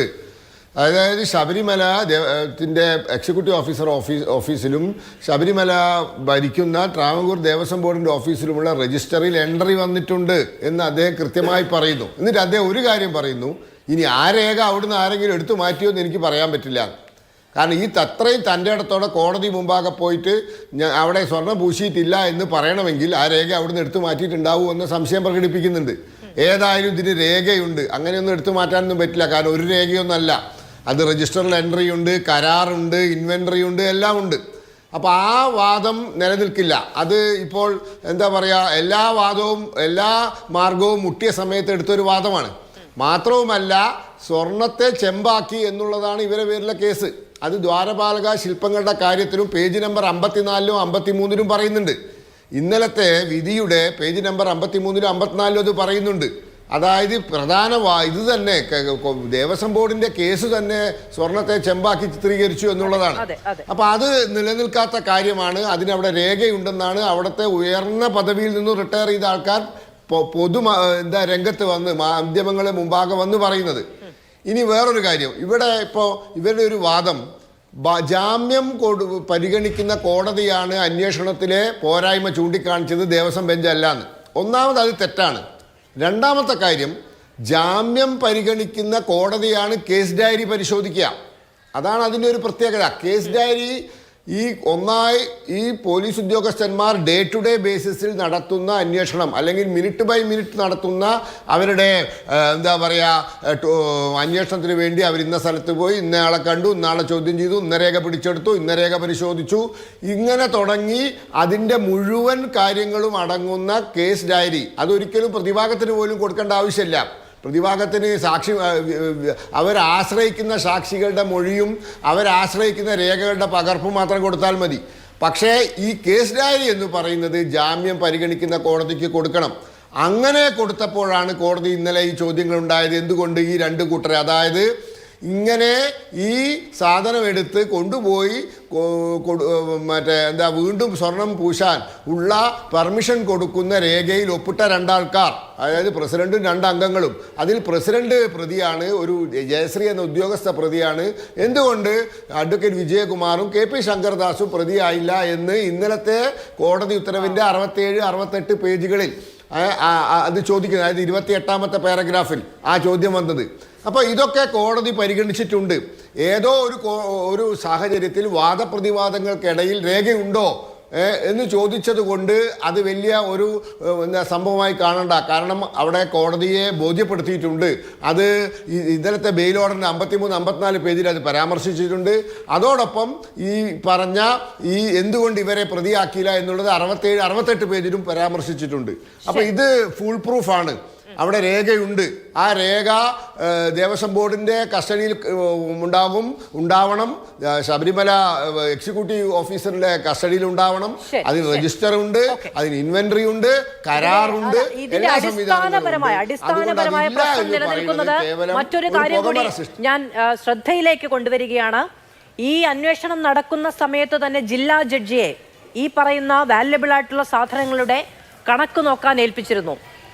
ആ ഏൽപ്പിക്കുന്നതിന് തൊട്ടു മുന്നോടിയായി കോടതി നടത്തിയ ഒരു പരാമർശം ശബരിമലയിലുള്ള സ്വർണത്തിനോ വിലപിടിപ്പുള്ള സാധനങ്ങൾക്കോ ഒന്നിനും കണക്കില്ല എന്നാണ്. 2019 മുതൽ 19 കണക്കെടുത്തിട്ടുണ്ട് എന്ന് നമ്മളോട് പറഞ്ഞത് എ പത്മകുമാറാണ്. എന്നോടാണ് വാർത്ത വായിച്ചുകൊണ്ടിരിക്കുന്നത് പറഞ്ഞത് ഞാൻ പ്രസിഡന്റ് ആയിരുന്ന സമയത്ത് അവിടെ കണക്കെടുത്തിട്ടുണ്ട് എന്നുള്ളത്. പക്ഷേ ആ അവകാശവാദങ്ങൾക്കപ്പുറത്ത് കോടതി നമ്മളോട് പറഞ്ഞൊരു കാര്യം ശബരിമലയിലുള്ള ഒന്നിനും ഒരു കണക്കില്ല എന്ന് പറഞ്ഞുകൊണ്ടാണ് ജില്ലാ ജഡ്ജി അതിന്റെ കണക്കെടുക്കാൻ ഏൽപ്പിക്കുകയും ചെയ്തത്. അതുകൊണ്ട് അന്നുണ്ടായിരുന്നത് ഇന്നുണ്ടായിരുന്നോ ഇന്ന് ഇപ്പോൾ നിലനിൽക്കുന്നുണ്ടോ എന്നൊരു ചോദ്യം അവിടെ പ്രശ്നമാണ്. കാരണം അന്നുണ്ടായിരുന്ന സ്വർണ്ണമില്ല, പിന്നെയാണ് സ്വർണ്ണത്തിന്റെ കണക്ക് എന്നത് സ്വാഭാവികമായ ഒരു സംശയമാണ്. അതുകൊണ്ട് ചോദിച്ചു എന്നേ ഉള്ളൂ. ഇടവേള തിരിച്ചു വരാം. തിരികെ സ്വാഗതം ചർച്ചയിലേക്ക്. ശ്രീ ടി കെ രാജഗോപാൽ, അങ്ങ് നേരത്തെ ചൂണ്ടിക്കാണിച്ചൊരു കാര്യമാണ് ഈ പരിശോധനകളുടെ അടക്കം റിപ്പോർട്ട് പുറത്തു വരേണ്ടതുണ്ട്. അതിനുശേഷം മാത്രമാണ് ആധികാരികമായ അന്വേഷണം എവിടേക്കെങ്കിലും കൊണ്ടുപോകാൻ കഴിയുന്നതും അറസ്റ്റ് ചെയ്യാൻ കഴിയുന്നതും പ്രതികളെ കൃത്യമായി പൂട്ടാൻ കഴിയുന്നതും ഒക്കെ.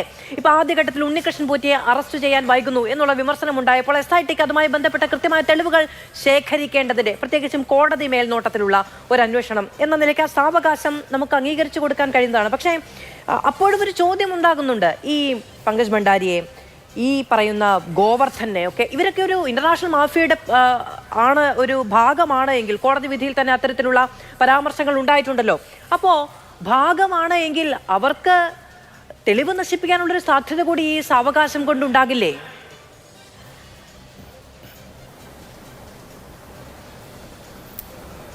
അത് അതിനകത്ത് നമ്മൾ ശ്രദ്ധിക്കേണ്ട കാര്യം, ഈ കേസുമായിട്ട് ബന്ധപ്പെട്ട് 2 FIRകളാണ് നിലനിൽക്കുന്നത്. ഈ 2 FIRന് പുറത്തുള്ള 2 പ്രതികളെയാണ് ഇന്നലെ പിടികൂടിയിരിക്കുന്നത്, SIT അറസ്റ്റ് ചെയ്തിരിക്കുന്നത്. ഈ FIRൽ പറഞ്ഞിരിക്കുന്നവരല്ല ഇവർ 2 പേരും. അതായത് സ്മാർട്ട് ക്രിയേഷൻസിൻ്റെ CEO ശ്രീ പങ്കജ് ഭണ്ഡാരിയും അതുപോലെ ബെല്ലാരിയിൽ ജുവലറി നടത്തുന്ന ഗോവർദ്ധനും, ഇവർ 2 പേരും പ്രതിപട്ടികയിൽ ഉണ്ടായിരുന്ന ആളുകളല്ല. അപ്പോൾ അതുകൊണ്ട് ഈ അന്വേഷണത്തിൻ്റെ തലം തന്നെ മാറിയെന്നാണ് എനിക്ക് തോന്നുന്നത്. ഇത് പുറത്തേക്ക് വരികയാണ്. ഇത് ആദ്യം ദേവസ്വം ബോർഡ് ഉദ്യോഗസ്ഥന്മാരും അവിടുത്തെ പോറ്റി അടക്കമുള്ളവർ ഉദ്യോഗസ്ഥന്മാരത് കടത്തിയ ശേഷം ചെന്ന സ്ഥാനത്ത്, ഇവിടെ ക്രൈം നടന്ന സ്പോട്ടിലാണ് അന്വേഷണം നടന്നിരിക്കുന്നത്. ആ അന്വേഷണത്തിൻ്റെ ഒടുവിലാണ് ഇവരെ പിടിച്ചിരിക്കുന്നത്. ഇന്നെന്താണ് ഗോവർദ്ധൻ പറഞ്ഞിരിക്കുന്നത്? ഗോവർദ്ധൻ എന്ന് പറഞ്ഞ SITയുടെ കൊടുത്തിരുന്ന മൊഴി കണ്ടില്ലേ? ഗോവർദ്ധൻ പറയുന്നത്, ഞാൻ 14 ലക്ഷം രൂപയ്ക്ക് പോറ്റിയോടെ സ്വർണം വാങ്ങിച്ചു. അതായത് 450 പവനോളം സ്വർണം വാങ്ങിച്ചു എന്നാണ് ഗോവർദ്ധൻ പറയുന്നത്. ഏത് കാലത്തെ വിലയാണെന്ന് എനിക്ക് അറിഞ്ഞുകൂടാ ഈ ഗോവർദ്ധൻ ഈ കണക്ക് പറയുന്നത്. പക്ഷേ സ്മാർട്ട് ക്രിയേഷൻസിൻ്റെ CEO പറയുന്നത് എന്താണ്? ഞങ്ങൾ അവിടുന്ന് വേർതിരിച്ചെടുത്തത് ഏതാണ്ട് 122 പവൻ സ്വർണ്ണം ഉണ്ടായിരുന്നു എന്നാണ് പറയുന്നത്. 950-60 ഗ്രാം സ്വർണം പിടിച്ചെടുത്തു, ഉരുക്കി മാറ്റി എന്നാണ് പറയുന്നത്. ഇവർ 2 പേരും ഇതുവല്ലതും പറഞ്ഞിരുന്നു ആദ്യഘട്ടങ്ങളിൽ ശുദ്ധമായിട്ട് അന്വേഷണത്തിനെ വഴിതെറ്റിക്കുന്നതിന് വേണ്ടിയിട്ട് എന്ത് കളവുകളാണ് ഇവർ 2 പേരും പറഞ്ഞുകൊണ്ടിരുന്നത്. ഗോവർദ്ധൻ പറഞ്ഞത്, എനിക്ക് പോറ്റി അറിയാം, പോറ്റി ഇങ്ങനെ കിലോ കണക്കിന് സ്വർണം കൊണ്ടുവരുമ്പോൾ ഞാൻ സ്വാഭാവികമായിട്ട് തങ്ങ് മേടിച്ച് വെച്ചിട്ട് അതിന് വില കൊടുക്കും എന്നാണ് പറഞ്ഞുകൊണ്ടിരുന്നത്. പക്ഷേ പോറ്റി എവിടെ നിന്നാണ് ഈ സ്വർണം കൊണ്ടുവരുന്നത്? അത് ആദ്യം അദ്ദേഹം പറഞ്ഞത് ഞങ്ങൾ തമ്മിൽ ബിസിനസ് ബന്ധമേ ഉണ്ടായിരുന്നു എന്നുള്ളത്. ബെല്ലാരിയിൽ എൻ്റെ ജുവലറിയുമായിട്ടുള്ള ബിസിനസ് ബന്ധങ്ങളായിരുന്നു. അതിൻ്റെ പ്രകാരമാണ് പിന്നെ തന്ത്രി അടക്കം കൊണ്ടുപോയല്ലോ, ഉദ്ഘാടനത്തിനൊക്കെ കൊണ്ടുപോയെന്നൊക്കെയാണ് പറയുന്നത്.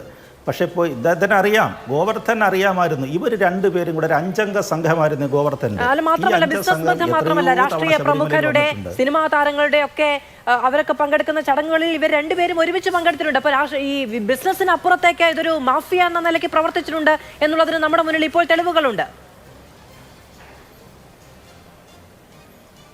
തീർച്ചയായിട്ടും അതുണ്ട്. അല്ലാതെ ഗോവർദ്ധൻ ഈ സ്വർണം മേടിക്കത്തില്ല.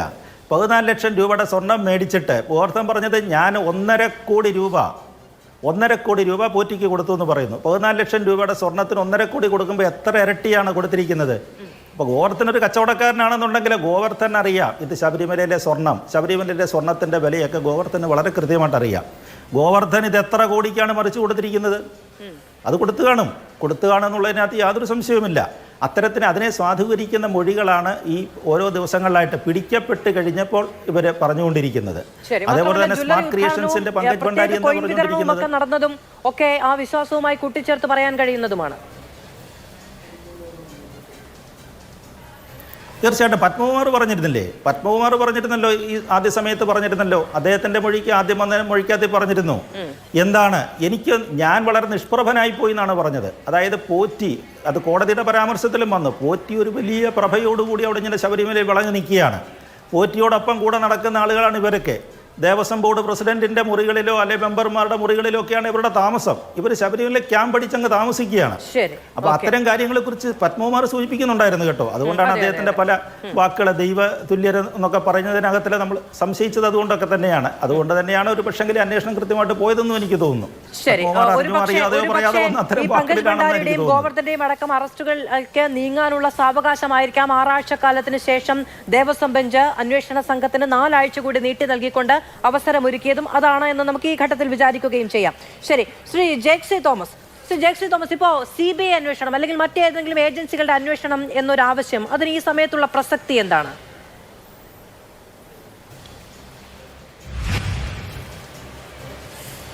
അതിന് ഈ സമയത്തുള്ള പ്രസക്തിയെ സംബന്ധിച്ചറിയണമെങ്കിൽ ഈ ഗോവർദ്ധ സംഘാംഗങ്ങളുടെ പ്രൊഫൈൽ പിക്ചർ ഉൾപ്പെടെയുള്ള അവരുടെ സാമൂഹ്യ മാധ്യമ അക്കൗണ്ടുകളുടെ രാഷ്ട്രീയ ബന്ധം പരിശോധിച്ചാൽ മതി. ഞാൻ അതിലേക്ക് മാത്രമല്ല പോകാൻ ഉദ്ദേശിക്കുന്നത്. കാരണം എന്താണ്, EDയെ സംബന്ധിച്ചിപ്പോൾ നമ്മൾ പറഞ്ഞതല്ലല്ലോ. ഞാൻ ഏതെങ്കിലും ഒരു പ്രത്യേക കേസിനെ മുൻനിർത്തിയിട്ട് ഇപ്പോൾ EDയെ വിമർശിക്കേണ്ട കാര്യമുണ്ടോ? ഇപ്പോൾ നമ്മുടെ സഹപാനലിസ്റ്റായ BJP നേതാവ് വരെ ബഹുമാനത്തോടു കൂടെ കാണുന്ന നമ്മുടെ കേന്ദ്ര മന്ത്രി, അദ്ദേഹം അല്പ ആഴ്ചകൾക്ക് പുറകിൽ പറഞ്ഞത് എന്താണ്, കൺവിക്ഷൻ റേറ്റിനെ സംബന്ധിച്ച് എനിക്ക് തോന്നുന്നു തൃണമൂൽ TMCയുടെ MP ആയിട്ടുള്ള സുനിൽ ഗോഖലെയോ മറ്റോ ആണ് ചോദ്യം ഉന്നയിച്ചത് ഇന്ത്യൻ പാർലമെന്റിൽ. 5892 കേസെടുത്തതിൽ ആകെ അറസ്റ്റ് ചെയ്തത് 15 പേരെയും ആകെ കേസെടുത്ത് പൂർത്തീകരിക്കാനായത് 8 കേസുമാണ്. എന്തായിരുന്നു EDയുടെ സംഭാവന? ഇലക്ഷൻ ഡ്യൂട്ടി നിർവഹിക്കുകയാണ്. അതാണ് അതിന്റെ കൺവിക്ഷൻ റേറ്റിന്റെ പാതാളത്തോളം വലിപ്പമുള്ള കുഴിയെ സംബന്ധിച്ചുള്ള കണക്കുകൾ നമ്മളോട് അനാവരണം ചെയ്യുന്നത്. അതാണ്. ഇനിയിപ്പോ ഈ കേസിലേക്ക് വരുന്നത് എന്താണ്, ഇത് prevention of money laundering act ആണല്ലോ. അതായത് ഈ പറയുന്നത് പോലെ കള്ളപ്പണ സംബന്ധമായ ഇടപാടുകൾക്കകത്തുള്ള രേഖാ പരിശോധന എന്ന നിലയിലാണ് SITയുടെ അഭിഭാഷകനെ സംബന്ധിച്ചുള്ള വാദങ്ങളെ കൗണ്ടർ ചെയ്തുകൊണ്ട് ഞാൻ മനസ്സിലാക്കുന്നു EDയുടെ അഭിഭാഷകൻ കോടതി മുമ്പാകെ വാദം ഉന്നയിച്ചത്. അപ്പോൾ ഈ സാധ്യത ഉണ്ടോ എന്ന് ED പരിശോധിക്കുമെന്നുള്ളതാണല്ലോ. ഈ പരിശോധന കേരളത്തിൽ എത്രയോ കേസുകളിൽ, കേരളത്തിലും ഇന്ത്യയിലും എത്രയോ കേസുകൾ നടത്തപ്പെട്ടിട്ടുള്ളതാണ്. കുറ്റപത്രം പോലും ചുമത്താതെ കേസെടുത്ത് ദീർഘകാലയളവ് ചില ആളുകളെ വേട്ടയാടിയിട്ട് കോടതിയിലേക്ക് കൊടുത്ത സാധനം 4 മടക്കി കീറിയെറിഞ്ഞിട്ട് അല്പ ദിവസങ്ങളെ ആകുന്നുള്ളൂ. അപ്പോഴെങ്ങനെയാണ് കുറ്റപത്രം പോലും ഇല്ലാതെ കേസെടുത്ത് പരിഹാസത്തിനായി നമ്മുടെ മുന്നിൽ നിൽക്കുകയാണ്. അത് രാഷ്ട്രീയ, അതായത് ദേവസ്വം ബെഞ്ചിന് മുൻപാകെ അടക്കം ജാമ്യാപേക്ഷയുമായി പോയിട്ട് കിട്ടാതെ ഇപ്പോഴും റിമാൻഡിൽ തുടരുന്ന N വാസുവും A പത്മകുമാറും അടക്കമുള്ളവർ, അങ്ങ് പറഞ്ഞ എല്ലാ ദുഷ്പ്രവണതകളുമുള്ള EDയുടെ അറസ്റ്റ് ഉണ്ടാവുകയാണെങ്കിൽ അടുത്ത കാലത്ത് വെളിച്ചം കാണില്ല.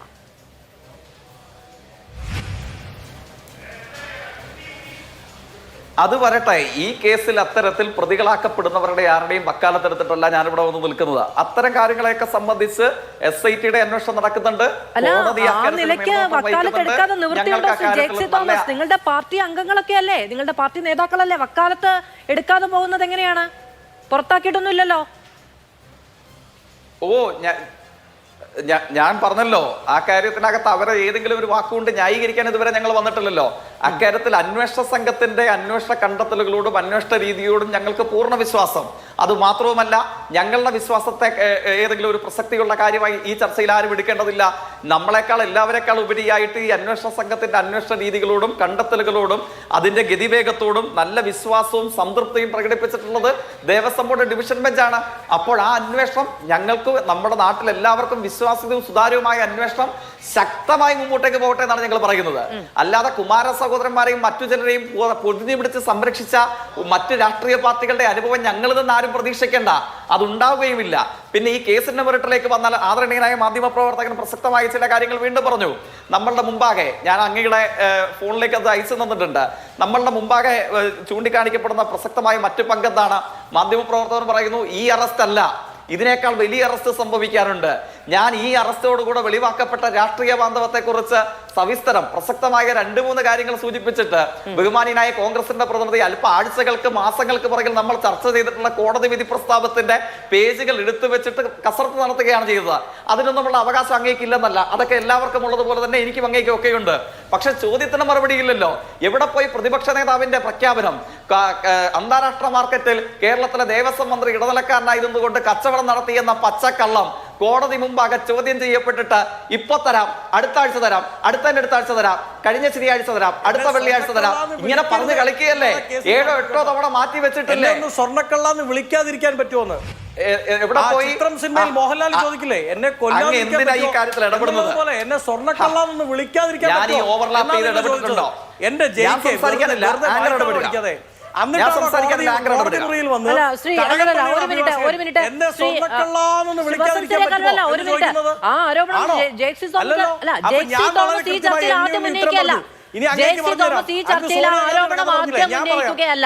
അദ്ദേഹം ഉന്നയിച്ചതിന് ശേഷം അങ്ങേക്ക് ഊഴമുണ്ടായിരുന്നു, അങ്ങ് മിണ്ടിയില്ല. അപ്പൊ സ്വാഭാവികമായും അദ്ദേഹം അത് 2ാമത് തവണ ചോദിക്കും. അങ്ങയിലേക്കാണ് ഞാൻ വരുന്നത്, ക്ഷമിക്കൂ, അങ്ങയിലേക്കാണ് ഞാൻ വരുന്നത്. ഞാൻ പറഞ്ഞു വന്നപ്പോൾ അല്ല, ആ വാദം തെറ്റാണ് മാധു, അങ്ങനെ തെറ്റിദ്ധരിപ്പിക്കരുത്. ഞാൻ 1 by 1 ആയി അങ്ങയുടെയും അതിനു മുമ്പ് സംസാരിച്ച മാധ്യമപ്രവർത്തകന്റെ അടക്കമുള്ള പോയിന്റുകളോട് പ്രത്യുത്തരിച്ചു വന്നപ്പോൾ ജെയ്സി തോമസിലേക്ക് എത്തിയപ്പോൾ അങ്ങ് പറഞ്ഞു അടുത്ത ഘട്ടത്തിൽ അങ്ങയിലേക്ക് വരാം എന്ന് പറഞ്ഞ് അങ്ങ് ഇടപെടുകയാണ്.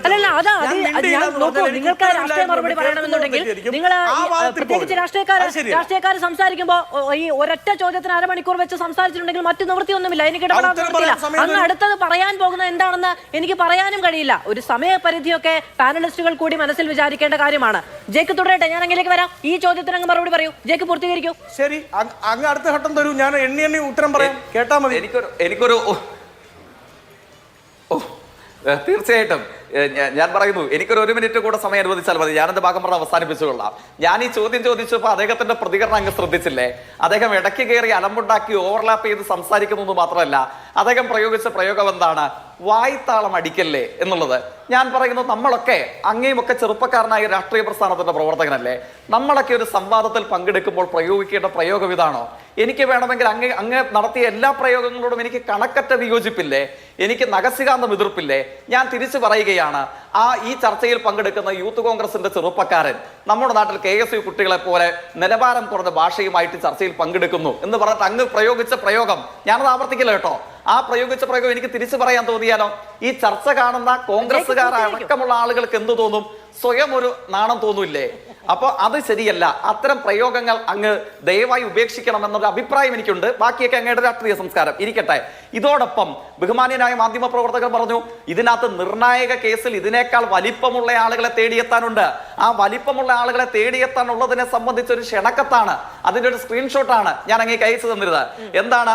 റോതം ഗോവർദ്ധന്റെ ജൂൺ 29, 2023 അറിയിപ്പാണ്.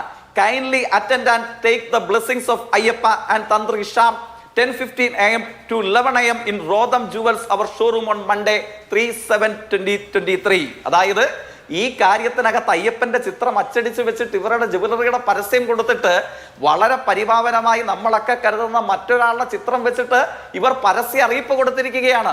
ഈ സംഘത്തിന് എങ്ങനെയാണ് ബന്ധം? AICC ആഫീസിലും 10 ജൻപതിലും കയറി ചെല്ലാൻ എല്ലാവർക്കും പറ്റില്ല എന്ന് പറയുന്നത് പോലെ തന്നെ ഒരു സ്വർണ്ണക്കടയിൽ പോയി അനുഗ്രഹം വിതരണം ചെയ്യാൻ ഇപ്പറയുന്ന ആളുകൾക്ക് ഇവരുമായി എന്തു ബന്ധം? ഏകപക്ഷീയമായ ഒരു ആരോപണത്തിന് ഞാൻ സമയമെടുക്കുകയല്ല. പക്ഷെ ബഹുമാനായ നമ്മുടെ സഹപാനലിസ്റ്റ് മാധ്യമ പ്രവർത്തകൻ സൂചിപ്പിച്ചതുപോലെ ഇതിൽ വൻതോക്കുകൾ വീഴാനുണ്ട്, വൻതോക്കുകൾ വരാനുണ്ട്. അതിനെ ഏത് തെളിവുകളുടെ പിൻബലത്തോട് കൂടിയിട്ടും ഏത് പൊന്നാപുരം കോട്ടയിലും ഏത് കുടുംബ മഹിമയുടെ ഉള്ളിൽ പോയി ഒളിച്ചാലും അവരിലേക്ക് SITയുടെ നേതൃത്വത്തിൽ കേരളത്തിലെ ഡിവിഷൻ ബെഞ്ചിന്റെ മേൽനോട്ടത്തിൽ ഈ കേസ് അന്വേഷണം നടത്തപ്പെട്ടാൽ അവരിലേക്ക് പിടിവീഴുന്ന സമയത്ത് ആരൊക്കെ ഇവരെ സംരക്ഷിക്കാൻ മെനക്കെടും, ആരൊക്കെ അതിനു മുമ്പിൽ നിശബ്ദരാകും എന്നുകൂടെ നമുക്ക് കാത്തിരുന്ന് കാണാം. ജ്വല്ലറി ഉദ്ഘാടനവും പ്രസാദ വിതരണവും അടക്കമുള്ള കാര്യങ്ങളുമായി ബന്ധപ്പെട്ട് കൂടുതൽ പരാമർശങ്ങൾ വരികയാണ്. ചിലതൊക്കെ പൊതിഞ്ഞും ചിലതൊക്കെ മറനീക്കിയും വരികയാണ്. അന്വേഷണം എങ്ങോട്ടാണ് എന്നുള്ളതിൽ നമ്മളെല്ലാവരും ആകാംക്ഷയോടെ ഉറ്റുനോക്കുന്നുമുണ്ട്. അത് കോടതി തന്നെ വിവിധ ഘട്ടങ്ങളിൽ പറഞ്ഞതുപോലെ വൻതോക്കുകൾ ആര് എന്നൊരു ചോദ്യം. പത്മകുമാർ ആദ്യഘട്ടത്തിൽ പറഞ്ഞതുപോലെ നമ്മളൊക്കെ ദൈവതുല്യരായി കാണുന്നവർ അവരാരാണ് എന്നുള്ളൊരു ചോദ്യം, ഇതൊക്കെ അന്തരീക്ഷത്തിൽ ഇങ്ങനെ നിൽക്കുന്നുണ്ട്. എന്തായാലും ചുരുങ്ങിയ സമയം കൊണ്ട് അതിന് മറുപടി ഉണ്ടാകട്ടെ എന്നാണ് ഞാനും വിചാരിക്കുന്നത്. ശ്രീ വസന്ത് തെങ്ങമ്പള്ളി, ഞാൻ അങ്ങോട്ട് ചോദിക്കുന്നില്ല, അങ്ങ് നേരത്തെ പറയാൻ വന്ന എണ്ണിയുള്ള കാര്യങ്ങൾ പറയൂ. ഒന്ന്, ജെയ്ക്സി തോമസ് പറഞ്ഞത് പ്രതിപക്ഷ നേതാവ് ഇത് അന്താരാഷ്ട്ര മാർക്കറ്റിൽ വിറ്റു എന്ന വാദമാണ്. അത് അത്തരത്തിലൊരു സംശയം കേരളത്തിന്റെ ഹൈക്കോടതി തന്നെ ഒരു വില്ലിംഗ് പർച്ചേസറിന് വിറ്റിട്ടുണ്ടാവാനുള്ള സാധ്യതകളെ പറ്റി ആദ്യം തന്നെ അവതരിപ്പിച്ചിട്ടുണ്ട്. അപ്പോൾ ആ വാദത്തെ പിൻപറ്റുന്ന രീതിയിലാണ് പിന്നീട് ഉണ്ടാകുന്ന പൊളിറ്റിക്കൽ സ്റ്റേറ്റ്മെന്റുകൾ ഉണ്ടാകുന്നത്. ഞാൻ ചോദിക്കട്ടെ, അദ്ദേഹം ചോദിക്കുന്നത് പ്രതിപക്ഷം എത്ര തവണ സ്റ്റേറ്റ്മെന്റ് മാറ്റിയെന്നാണ്. എന്നാൽ ബഹുമാനപ്പെട്ട കേരളത്തിന്റെ മുഖ്യമന്ത്രി ഈ വിഷയവുമായി ബന്ധപ്പെട്ട് CPM-ന്റെ സംസ്ഥാന സെക്രട്ടറി MV ഗോവിന്ദൻ മാഷ് ഈ വിഷയവുമായി ബന്ധപ്പെട്ട് എത്ര തവണ സ്റ്റേറ്റ്മെന്റ് മാറ്റി? ആദ്യം പറഞ്ഞത് പോറ്റിയാണ് എന്നാണ് പറഞ്ഞത്, ഏതോ ഒരു പോറ്റി. പിന്നീട് പറഞ്ഞ ആ പോറ്റിയെ ഞങ്ങൾ പിടിച്ചല്ലോ, ഞങ്ങൾ കള്ളനെ പിടിച്ചല്ലോ, ഞങ്ങൾക്ക് നിങ്ങൾ ഒരു തെക്കടത്തപ്പ പുരസ്കാരം തരണം, കള്ളനെ പിടിച്ചത് എന്നായിരുന്നു നിങ്ങളുടെ രണ്ടാമത്തെ സ്റ്റേറ്റ്മെന്റ്. മൂന്നാമത് ബഹുമാനപ്പെട്ട കേരളത്തിന്റെ മുഖ്യമന്ത്രി മാധ്യമങ്ങളെ കണ്ടു പറഞ്ഞത് ദേവസ്വം ബോർഡ് വന്നിട്ടില്ലല്ലോ, വരുമ്പോൾ പറയാം, ഉദ്യോഗസ്ഥർ പോലും വന്നില്ലല്ലോ എന്നാണ്. ഉദ്യോഗസ്ഥർ വന്നു, ദേവസ്വം ബോർഡിന്റെ 2 മുൻ പ്രസിഡന്റുമാർ വന്നു. അപ്പോഴൊന്നും കേരളത്തിന്റെ മുഖ്യമന്ത്രി കമാന്നൊരക്ഷരം മിണ്ടിയില്ല എന്ന് മാത്രമല്ല, അദ്ദേഹം മൗനി ബാബ കളിക്കുകയായിരുന്നു. അതുകൊണ്ട് ഈ വിഷയത്തിൽ തുടക്കം തൊട്ട് ഒരു 16,000 തവണ നിലപാട് മാറ്റിയ ആളുടെ പേര് പിണറായി വിജയൻ എന്നാണ്. ഇനി നിങ്ങൾ ഏതൊക്കെ തരത്തിൽ വാദിച്ചാലും വിജയ് മല്യ കേരളത്തിന്റെ പുണ്യപൂങ്കാവനത്തിന് ശാസ്താവിന് കൊടുത്ത സ്വർണം, വിജയ് മല്യ ശാസ്താവിന് കൊടുത്ത സ്വർണം വിജയൻ സർക്കാരാണ് അടിച്ചു മാറ്റിയതെന്ന് അരിയാഹാരം കഴിക്കുന്ന കുട്ടികൾക്കെല്ലാം മനസ്സിലാവുന്ന രീതിയിൽ തന്നെ മനസ്സിലായിട്ടുണ്ട്. അതുകൊണ്ടാണ് ഇന്നലെ നിങ്ങൾ ഈ പറയുന്ന വിധിയുണ്ടല്ലോ, ആ വിധിയുടെ ഏറ്റവും അവസാനം 32ാമത്തെ പോയിന്റിൽ in such case age old infirmity such as diabetics, hypertension etcetera and medication thereof are also not grounds for granting bail. അതായത് ഏറ്റവും രണ്ടാമത്തെ വാദം, ഈ ആദ്യം പറഞ്ഞ വാദത്തിന് ശേഷം ഈ പ്രതികളുടെ അഭിഭാഷകർ ഉന്നയിക്കുന്നത് അവർ ഏജ് പരിഗണിക്കണമെന്നാണ്. അതുപോലും പരിഗണിക്കില്ല എന്നാണ് കോടതി പറഞ്ഞത്. ഇപ്പൊ നിങ്ങൾ പറയുന്ന എന്നാൽ കേസില്ലല്ലോ എന്നത് കോടതിയുടെ ഒരു വാക്കാലുള്ള പരാമർശമാണ്. അങ്ങനെയാ നിങ്ങൾ പറയുന്നെങ്കിൽ ഇവിടെ കേസില്ലല്ലോ എന്ന് പറഞ്ഞ് പരിഹസിക്കുകയാണ് എന്നാണ് ഞാൻ മനസ്സിലാക്കുന്നത്. ഏജിന്റെ ഡയബറ്റിക്സ് അടക്കമുള്ള പ്രോബ്ലങ്ങൾ പോലും പരിഗണിക്കേണ്ടതില്ല എന്ന് കോടതി പറഞ്ഞു. ഒരു കാര്യം കൂടി ആ പറയുന്ന വിധിയിൽ വളരെ പ്രധാനപ്പെട്ട ഒരു സുപ്രീം കോടതി കേസ് കൂടി ബഹുമാനപ്പെട്ട കേരളത്തിന്റെ ഹൈക്കോടതി മെൻഷൻ ചെയ്യുന്നുണ്ട്. അത് Amankumar versus Chhattisgarh, state of Chhattisgarh കേസാണ്. ആ കേസിൽ ആദ്യം ഇത്തരത്തിലൊരു IRS ഉദ്യോഗസ്ഥനായിരുന്നു, അതിൽ ഇങ്ങനെ ടെക്നിക്കാലിറ്റി പറഞ്ഞ് ഛത്തീസ്ഗഡ് ഹൈക്കോടതി ആ FIR കോഷ് ചെയ്തു. പിന്നീട് സുപ്രീം കോടതിയിലേക്ക് എത്തുമ്പോൾ സുപ്രീം കോടതി കൃത്യമായി പറയുന്നുണ്ട്, കണ്ണാൽ കണ്ട് വിശ്വസിക്കാൻ പറ്റുന്ന രീതിയിൽ എല്ലാവർക്കും മനസ്സിലാവുന്ന രീതിയിൽ തെളിവുകൾ ഉള്ളപ്പോൾ ടെക്നിക്കാലിറ്റീസിന്റെ പേരിൽ അന്വേഷണത്തിന്റെ ആദ്യഘട്ടത്തിൽ ഒരു കാരണവശാലും FIR കോഷ് ചെയ്യാനോ ജാമ്യം അനുവദിക്കാനോ പാടില്ല. ആ Amankumar Singh versus state of Chhattisgarh കേസാണ് ഇന്നലെ ബഹുമാനപ്പെട്ട കേരളത്തിന്റെ ഹൈക്കോടതി ഉദ്ധരിച്ചിരിക്കുന്നത്. അതായത് ഇത് അന്വേഷണത്തിന്റെ ആദ്യഘട്ടമാണെന്നും ഇനിയും ആഴങ്ങളിലേക്ക് പോകാനുണ്ടെന്നും കോടതി കണ്ടിട്ടുണ്ട് എന്നുള്ളതാണ് ഞാൻ ഈ കാര്യം അങ്ങയോട് ഇനി ചോദിക്കാൻ അവസരമില്ല എന്നുള്ളത് കൊണ്ടാണ്, എന്തുകൊണ്ട് അത്തരത്തിൽ രാഷ്ട്രീയ ബോധ്യമുണ്ടെങ്കിൽ തെളിവ് ഹാജരാക്കുന്നില്ല കോടതിയിൽ എന്നൊരു ചോദ്യം ജെയ്ക്ക് 2 തവണ ചോദിച്ചു. അത് മാത്രം അങ്ങ് ചുരുങ്ങിയ വാക്കുകൾ പറയണം, എനിക്ക് മറ്റുള്ളവരിലേക്ക് പോകണം. അല്ല, ഞാൻ വളരെ കൃത്യമായി പറഞ്ഞു. കേരളത്തിന്റെ ഹൈക്കോടതി പറഞ്ഞതിന്റെ ഗ്രൗണ്ട്സിലാണ് ഞങ്ങൾ പറയുന്നത്. ഇനി അവിടെ കോടതിയിൽ വന്ന് എന്നെ സ്വർണ്ണക്കള്ളാന്ന് വിളിക്കരുത് എന്ന് അപേക്ഷിക്കുകയാണ് ചെയ്തത്. അല്ലാതെ തെളിവുതാവുന്നൊന്നും കടകംപള്ളിയുടെ അഭിഭാഷകരൊന്നും പറഞ്ഞിട്ടില്ല. എന്നെ ഒന്ന് വിളിക്കാതിരിക്കാൻ പറ്റുമോ എന്നാണ് ചോദിച്ചത്. ഇനി ഒരു കാര്യം കൂടി, ഈ കാത്തിരുന്നു പുഴ മെലിഞ്ഞു പോയി എന്ന് പറഞ്ഞതുപോലെ പത്മകുമാറിന് ജാമ്യം കിട്ടിയിട്ട് കാത്തിരിക്കുകയായിരുന്നു ഇവിടെ പത്തനംതിട്ടയിൽ ജില്ലാ സെക്രട്ടേറിയറ്റ് ഒടുക്കം മടുത്തിട്ട് പത്മകുമാറിന് ജാമ്യമില്ല എന്ന് മനസ്സിലായി കഴിഞ്ഞപ്പോഴാണ് ഇന്നലെ ജില്ലാ സെക്രട്ടേറിയറ്റ് കൂടിയത്. എനിക്ക് ശ്രീ VP ശ്രീപത്മനാഭനിലേക്ക് പോകേണ്ടതുണ്ട്, അതിനും ഇടവേളയും വേണ്ടുന്നുണ്ട്. അല്ല, വസന്ത് ആ നിലയ്ക്ക് സംസാരിച്ചു പോരുത്. കേസുകൾ പ്രതിപക്ഷ നേതാവിന്റെ പ്രതികരണമില്ലാത്തതിന്റെ പേരിൽ മാറ്റിവെച്ചു എന്ന ആരോപണമാണ്. പ്രതിപക്ഷ നേതാവിന്റെ പ്രതികരണമില്ലാത്തതിന്റെ പേരിൽ മാറ്റിവെച്ചു എന്ന ആരോപണമാണ്. അങ്ങനെ അങ്ങ് പോലെ പറഞ്ഞിട്ട് പോകും.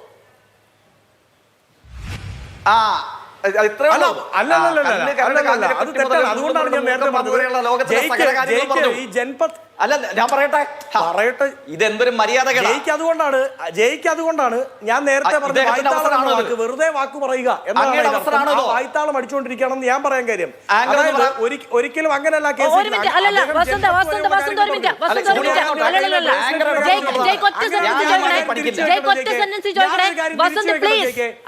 ഒരു ക്വസ്റ്റ്യൻ ഉണ്ടാവുകയും അതിന് അങ്ങേക്ക് അവസരം കിട്ടിയില്ല എന്നങ്ങ് പറയുകയും ചെയ്തിട്ട് ആ ക്വസ്റ്റ്യൻ ഡയറക്റ്റ് വരുന്ന സമയത്ത് അതിൽ നിന്ന് പോകരുത്. അത് ശരിയല്ല. അത് ചർച്ചയുടെ ആരോഗ്യകരമായ പ്രവണതയുമല്ല. ജയ്ക്ക് ഒരൊറ്റ ക്വസ്റ്റ്യൻ, വളരെ സ്ട്രൈറ്റ് ആയി. ആരോടാണ്? ഒരൊറ്റ ചോദ്യമേ ഉള്ളൂ. അല്ല, എന്നോടാ? അഭിഭാഷകനായ യൂത്ത് കോൺഗ്രസ് നേതാവിന് അറിയില്ലെങ്കിൽ അഭിഭാഷകനായ യൂത്ത് കോൺഗ്രസ് നേതാവിന് അറിയില്ലെങ്കിൽ കൊള്ളാവുന്ന അഭിഭാഷക സുഹൃത്തുക്കൾ തിരുവനന്തപുരം കോടതിയിലുണ്ട്, അവരെ വിളിച്ചു ചോദിക്കണം. കേസ് 8 തവണ മാറ്റിവെച്ചു. ആദരണീയനായ നിലപാടുകളുടെ രാജകുമാരനായിട്ടുള്ള നമ്മുടെ പ്രതിപക്ഷ നേതാവിന്റെ അഭിഭാഷകൻ 7 തവണയും പറഞ്ഞു തെളിവ് ഇപ്പോഴില്ല, തെളിവ് അടുത്ത തവണ തരാം, അടുത്ത ആഴ്ച തരാം, മറ്റന്നാൾ തരാം, ഇപ്പൊ കയ്യിലുണ്ട്. 8 തവണ തെളിവില്ലാതെ മാറ്റിവെച്ച കേസില് കടകംപള്ളി എന്നൊരു വാക്ക് പറഞ്ഞു. ജയ്ക്ക് ചോദിച്ചല്ലോ. 8 തവണ മാറ്റിവെക്കുമെന്ന് മനസ്സിലാക്കാനുള്ള ബോധമേ അങ്ങേക്കുള്ളെങ്കിൽ എനിക്കതിൽ ഒന്നും പറയാനില്ല. അതായത് ഞാൻ പറഞ്ഞത് വളരെ കൃത്യമാണ്. 8 തവണ കേസ് മാറ്റിവെക്കുന്നത് ഒരു കേസ് അയ്യോ തെളിവ് ബഹുമാനപ്പെട്ട തിരുവനന്തപുരം ജില്ലാ കോടതി കേസ് മാറ്റിവെച്ചു എന്നാണ് അങ്ങ് പറയുന്നത്. അങ്ങനെയാണെങ്കിൽ സോണിയാഗാന്ധിയുടെ അടക്കം അല്ല, മറ്റു വിഷയത്തിലേക്ക് ഇപ്പൊ പോകണ്ട, നിവൃത്തിയില്ല. മറ്റൊന്നിലേക്ക് പോകണം. തിരികെ സ്വാഗതം ചർച്ചയിലേക്ക്. ശ്രീ വി പി ശ്രീപത്മനാഭൻ, ഈ കേസ് ഇത് നോക്കൂ, ഈ കേസിന്റെ ആദ്യത്തെ വിധിയുടെ സമയത്ത് കോടതിയുടെ ഭാഗത്തു നിന്നത് ഒരു പരാമർശം, ഇത് ഒരു വലിയ മഞ്ഞുമലയുടെ തുടക്കം മാത്രമാണ് എന്നുള്ളതാണ്. അത് അക്ഷരാർത്ഥത്തിൽ സാധൂകരിക്കുന്ന തരത്തിൽ നേരത്തെ ശ്രീ ടി കെ രാജഗോപാൽ ചൂണ്ടിക്കാണിച്ചതുപോലെ 2 FIR-കൾക്കും അപ്പുറത്തേക്ക് അറസ്റ്റുകൾ ഉണ്ടാവുകയാണ്. ഈ കേസിന്റെ വ്യാപ്തി എന്തായിരിക്കുമെന്നാണ് ഈ ഘട്ടത്തിൽ മനസ്സിലാക്കേണ്ടത്? അല്ല, ഇവിടെ ഒരു പ്രശ്നം, EDയുടെ അന്വേഷണത്തെ EDയുടെ കൺവിക്ഷൻ റേറ്റ് പറഞ്ഞിട്ട് അത് നിഷേധിക്കുക, അത് എന്ത് ന്യായമാണത്? ഞാൻ ചോദിക്കട്ടെ, ഇവിടെ തിരുവനന്തപുരത്ത് നടന്ന ഉരുട്ടിക്കൊലക്കേസ് CBI അന്വേഷിച്ചിട്ട് അത് കേരള ഹൈക്കോടതി അത് വെറുതെ വിട്ടില്ലേ? അപ്പോൾ അങ്ങനെയാണെങ്കിൽ നാളെ ഇത്തരത്തിലുള്ള കേസുകൾ CBI അന്വേഷിക്കേണ്ടെന്ന് പറയുമോ? നിങ്ങൾ മനസ്സിലാക്കണം, വൈറ്റ് കോളർ ഒഫൻസസ് ആണ് ഇതൊക്കെ. വൈറ്റ് കോളർ ഒഫൻസസ് കമ്മിറ്റ് ചെയ്യുന്ന പ്രതികൾ നിരക്ഷരരായ തേർഡ് റേറ്റ് ക്രിമിനലുകളല്ല.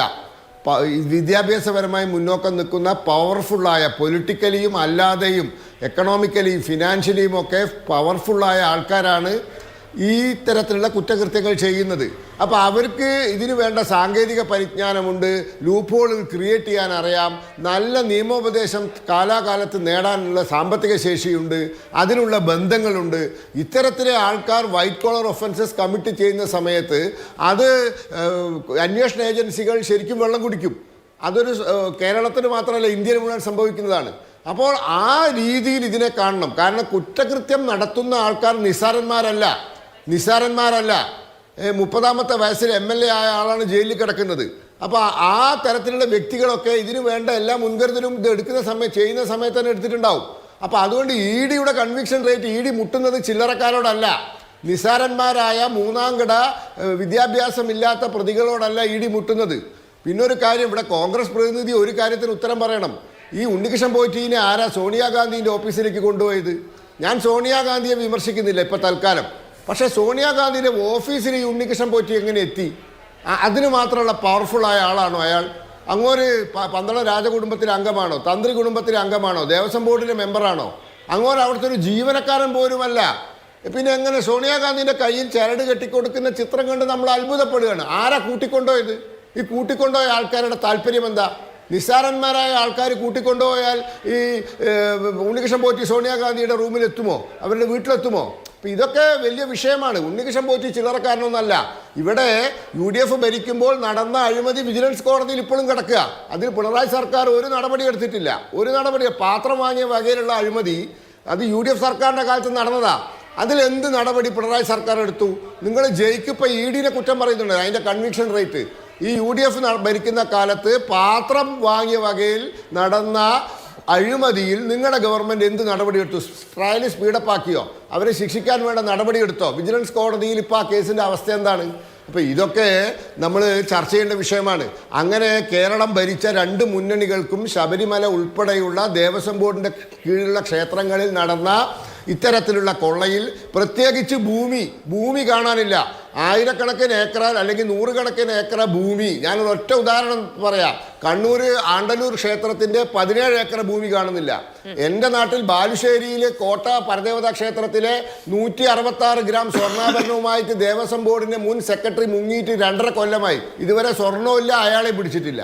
അപ്പൊ ഇതൊക്കെ എല്ലാവർക്കും ഉത്തരവാദിത്തമുണ്ട്. അല്ല, ഈ പറയുന്ന മുരാരി ബാബു തന്നെ സ്പെഷ്യൽ ഓഫീസർ ആയി പോയിരുന്ന ചെറുതും വലുതുമായ ക്ഷേത്രങ്ങളിലെല്ലാം തന്നെ ഇത്തരത്തിലുള്ള സ്വർണവുമായി ബന്ധപ്പെട്ട കേസുകൾ നിരവധിയുണ്ട്. ഇത് ആ ഘട്ടത്തിലൊക്കെ വലിയ തോതിൽ വാർത്തകളും അന്വേഷണവും ഒക്കെ വന്നിരുന്നു. പക്ഷേ കേസുകളായി രജിസ്റ്റർ ചെയ്യപ്പെടുക, അന്വേഷണം ഉണ്ടാവുകയെന്ന് അറിയില്ല. അങ്ങനെ ദേവസ്വവുമായി ബന്ധപ്പെട്ട് കിടക്കുന്ന മുഴുവൻ ക്ഷേത്രങ്ങളുമായി ബന്ധപ്പെട്ട് കൃത്യമായ കണക്കും കാര്യവും രജിസ്റ്ററും അടക്കം പരിശോധിക്കപ്പെടേണ്ടതിന്റെ ആവശ്യകതയിലേക്ക് ചൂണ്ടിക്കാണിക്കപ്പെട്ടിരുന്നു. പക്ഷേ ഇതൊന്ന് തീർത്തിട്ട് വേണമല്ലോ. എന്തായാലും ED അന്വേഷണം ഏറെക്കുറെ ഉറപ്പായിരിക്കുന്നു. അടുത്തു തന്നെ ആ കേസ് രജിസ്റ്റർ ചെയ്യപ്പെടും. അതുമായി ബന്ധപ്പെട്ട കമ്മ്യൂണിക്കേഷൻസ് നടക്കുന്നുണ്ട്. മറ്റ് ഏജൻസികൾ ഏതൊക്കെ ഇതിലേക്ക് ഇനി വരും എന്നുള്ളത് നമുക്ക് നോക്കിയിരിക്കുകയും ചെയ്യാം. അതിനിടയിൽ അടുത്ത തവണ ദേവസ്വം ബെഞ്ചിന്റെ മുന്നിലേക്ക് ഈ കേസ് വരുന്ന സമയത്ത് മറ്റൊരു FIR കൂടി രജിസ്റ്റർ ചെയ്യപ്പെടുമോ എന്നുള്ളതും പരിശോധിക്കാം. വളരെയധികം നന്ദി പാനലിസ്റ്റുകൾക്കും പ്രേക്ഷകർക്കും.